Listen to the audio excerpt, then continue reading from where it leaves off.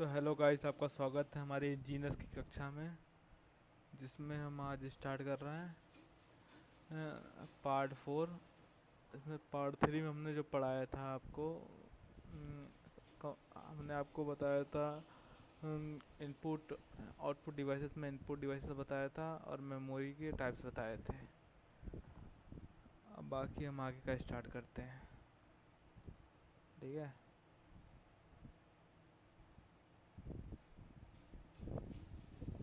जिसमें हम output devices पढ़ाएंगे आज।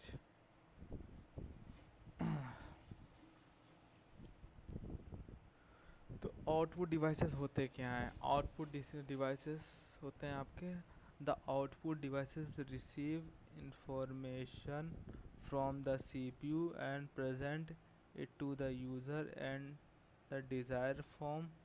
The process data stored in the memory to the memory of the computer is sent to the output unit, which can convert it into a form that can be understood by the user. The output is usually produced to one of two ways: on the display devices और on paper. मतलब आपको ये हुआ कि कोई भी जो information receive हो रही है सीपीयू को, तो उसका तो यूज़र का मेन एक डिज़ायर फॉर्म होता है कि प्रोड्यूस करना आउटपुट।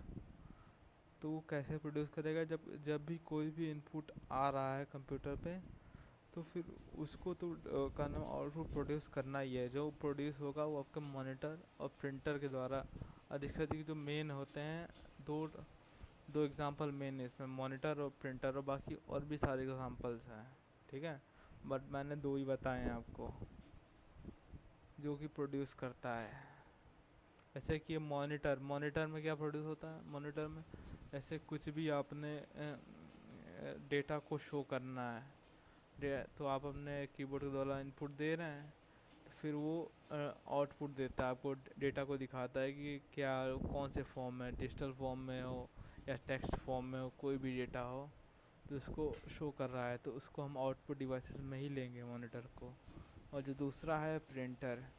प्रिंटर क्या है? प्रिंटर आपको कि कोई भी आपको डॉक्यूमेंट प्रिंट करवाना है, तो आप प्रिंटर के ऊपर अपने डॉक्यूमेंट को रखते हैं। या तो क्या नाम है, कंप्यूटर में जो डॉक्यूमेंट पड़ा है आपके, पीडीएफ और जो भी टेक्स्ट फॉर्म में जो भी डेटा पड़ा है, उसको प्रिंटर के द्वारा हम प्रिंट करवा के हार्ड कॉपी में निकाल लेते हैं अपने डॉक्यूमेंट को।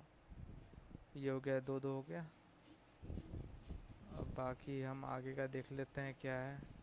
तो दूसरा आपका स्टोरेज। स्टोरेज होता है क्या? स्टोरेज एक मैकेनिज़्म है, पहले ही जानिए। मैकेनिज़्म है जो आपके कंप्यूटर के अंदर डेटा को टेम्पररी और क्या परमानेंटली रिटेन, मतलब मेंटेन करके रखता है अंदर, ठीक है। इसका मतलब यही है कि storage is a mechanism that enable a computer to retain data either temporary or enable, ठीक है।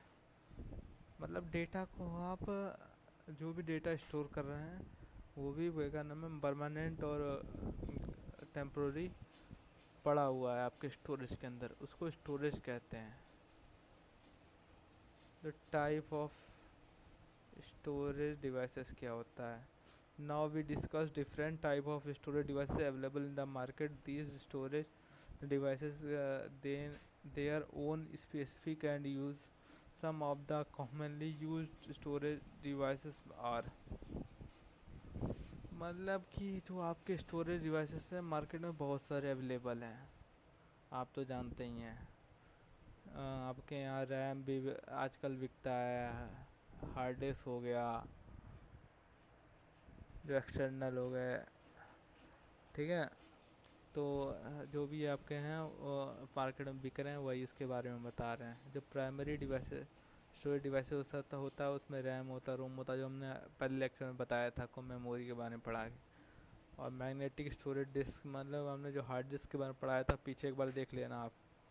जो फ्लैश मेमोरी डिवाइसेस हैं, इसमें हमने आपको वो जो पेन ड्राइव्स होती हैं और क्या कहते हैं, पेन ड्राइव्स और एसडी कार्ड, ये सब होता है आपका। जो ऑप्टिकल स्टोरेज डिवाइसेस में होता है आपको सीडी हो गया, डीवीडी हो गया, ये मैंने पढ़ाई था आपको पिछले लेक्चर में, जाके पढ़ लेना, वही है, इसलिए मैंने दोबारा रिपीट नहीं किया है। और जो पांचवा है आपका storage and virtual storage, cloud and virtual storage, जिसमें आपको जो डेटा है आप वर्चुअल रूप से क्लाउड पे डेटा स्टोर कर रहे हैं, जैसे गूगल क्लाउड हो गया, मेगा आजकल जो चल रहा है मार्केट में, वो भी एक क्लाउड ही है जिस पे आप डेटा को स्टोर कर रहे हैं। ठीक है, चलिए आगे देखते हैं। आगे क्या है, ऑपरेटिंग सिस्टम। ऑपरेटिंग सिस्टम होता क्या है, आपको वैसे ही था सेकेंड ईयर में आपको पढ़ना ही ऑपरेटिंग सिस्टम, लेकिन मैं आपको बस बेसिक बेसिक बता देता हूँ क्या होता है operating system. It is a set of program that control a computer and work as an interface between user and hardware. मतलब कि एक मीडिएटर की तरह काम करता है ऑपरेटिंग सिस्टम, ये यूज़र और हार्डवेयर के बीच में लगा रहता है।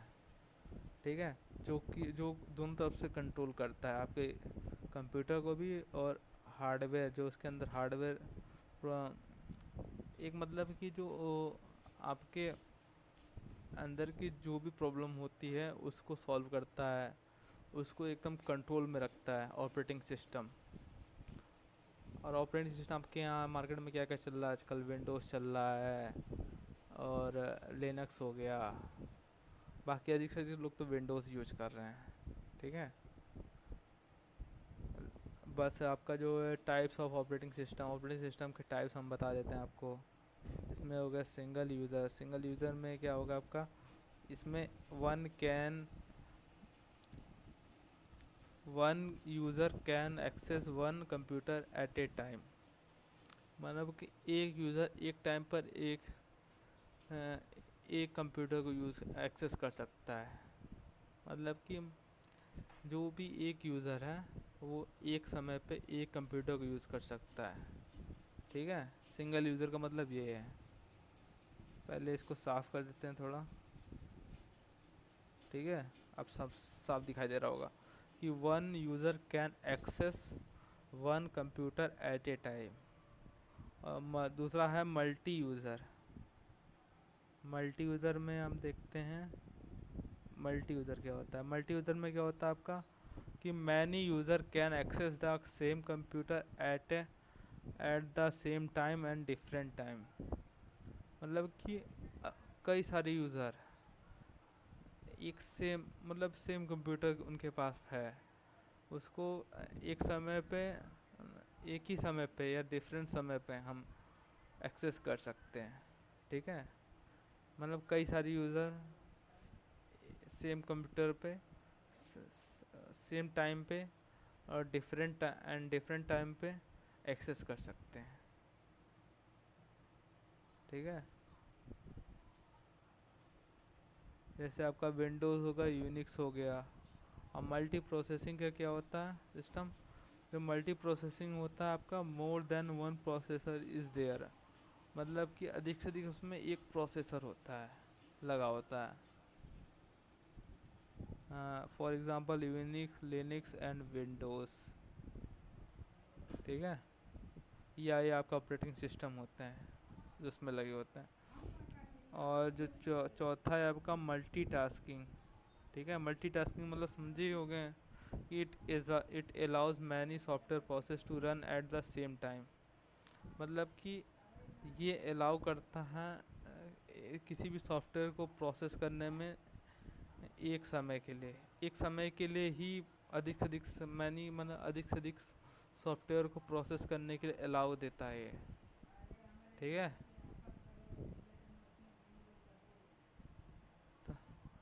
इसमें भी विंडोज़, लिनक्स और वही विंडोज़ 7 है आपका जो पुराना वाला था विंडोज़ 7। अभी तो विंडोज़ 11 चल रहा है, बाकी विंडोज़ 13 भी आने वाला है मार्केट में। और जो आपका पांचवा है मल्टी थ्रेडिंग। मल्टी थ्रेडिंग क्या होता है, it allows different part of a software program to run concurrently. मतलब क्या होता है इसका, इसका मतलब ये होता है कि जो भी आपके डिफरेंट पार्ट है एक सॉफ्टवेयर प्रोग्राम के, उनको कॉन्करेंटली मतलब कि एक साथ है, उसको हम क्या नाम है अलाउ करता है रन करने के लिए। जैसे होगा लिनक्स होगा, यूनिक्स होगा, विंडोज़ एक्सपी, मतलब सेम ही है। लिनक्स, यूनिक्स और विंडोज़ एक्सपी, विंडोज़ में कुछ कुछ वर्जन जो है जो नहीं काम करते हैं, बाकी आज आपका सारे काम कर रहे हैं। ठीक है।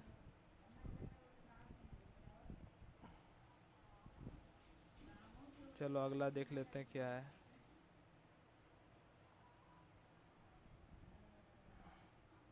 इसमें जो अगला है आपका असेंबलर है। असेंबलर क्या होता है? It converts program written is assembly language और symbolic language into a machine code.